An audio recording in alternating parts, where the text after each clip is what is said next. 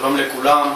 אני רוצה להתחיל דווקא מהנושא של הבעיות שלנו בעיר שלנו לחבר'ה הצעירים, ואני רוצה לעבור על מספר נושאים. אני כמתמודד חדש למועצת העיר שרוצה לייצג את הצעירים, רוצה להעלות מספר נושאים מאוד כואבים.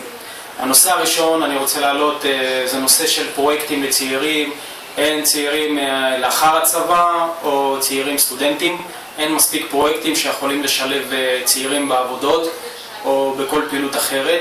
הנושא השני זה מקומות בילוי, נושא מאוד כאוב לכל הצעירים, מקומות ממש מועטים, אין אישורים למקומות, לפתיחת מקומות, אנחנו נילחם על זה בכדי שלא נצטרך לנסוע לתל אביב ולמקומות רחוקים יותר.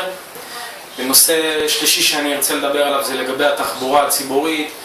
תחבורה ציבורית ממש לא מפותחת, תחבורה ציבורית לוקה בחסר, תחבורה ציבורית שצריכה לעבור שינויים ושיפורים, ואנחנו נלחמים על זה לטובתכם ולטובת כל העיר שלנו. נושא האחרון שאני רוצה לדבר עליו זה נושא הספורט.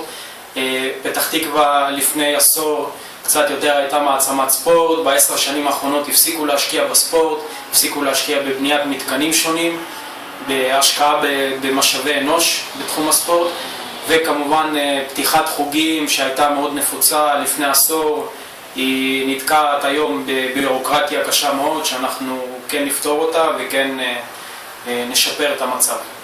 תודה.